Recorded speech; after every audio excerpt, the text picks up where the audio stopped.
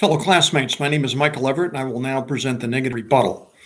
I would like to address the claims my opponent made in her affirmative rebuttal. Before I proceed, let's be clear. Legalizing sex work is not the same as decriminalizing sex work. The former would mean the regulation of prostitution with laws and enforcement. The latter eliminates all laws and enforcement. So let's recognize that each approach is completely different with an entirely different set of consequences. They cannot be combined to address this problem. According to the empirical data from countries which have legalized prostitution, human trafficking and violence towards women has not declined significantly. In fact, in Germany, where prostitution is legal, rape has increased significantly since 2017. In my opening statement, I discussed the German-Australian model. The Netherlands is yet another example of a failed approach. In a 2009 Dutch research study, the conclusion reached were the exact opposite of what my opponent claims. Despite strict inspections, EU sex workers, mainly from East Europe, are still active in both legal and illegal prostitution in the Netherlands. Legalizing prostitution in the Netherlands still involves illicit activities and crime. Also, human trafficking in the Netherlands is still a serious problem and is directly related to legalized prostitution.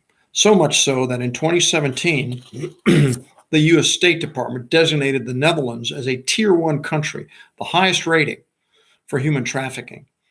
The report goes further and observes that of the 6,000 human trafficking victims in the Netherlands in 2017, 4,000 fell victim to human slavery and sexual violence. Her assertions cannot be supported by the Dutch model and represent fallacious claims. Lastly, research has clearly shown that there is no correlation between reduced sex crime and legalized prostitution. Germany has shown no decline in sex crimes since they legalized prostitution. This is according to a Bild-Zeitung report. Allow me to propose a better plan that has clearly demonstrated success without the associated risks that are inherent in my opponent's plans. In 1999, Sweden flipped the traditional onus of criminal liability away from sex workers. Paying for sex would be a crime, but being paid for sex would not. In the decade and a half since the Swedish Sex Purchase Act took effect, prostitution and trafficking have declined dramatically.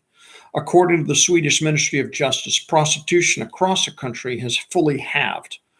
The cost of purchasing sex in Sweden is estimated to be the highest in Europe. Sex workers are reportedly more organized than in Amsterdam, where prostitution is legal. Concerns that the law would lead to an increase in violence against sex workers were allayed by a government report in 2010, suggesting that there was no evidence of this phenomenon.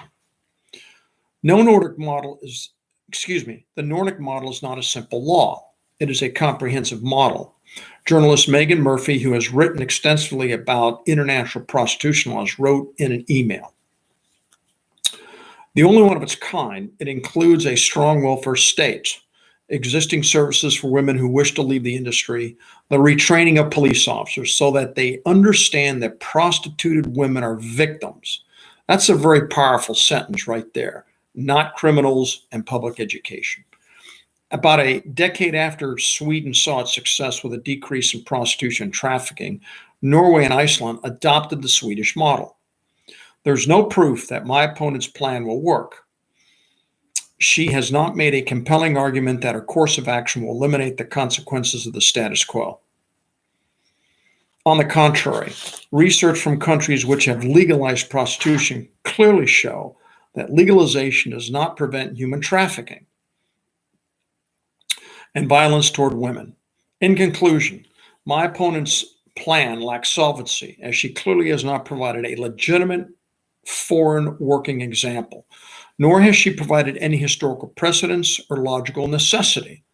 I have provided a practical alternative that would work. Fellow classmates, thank you for your attention. That concludes my rebuttal.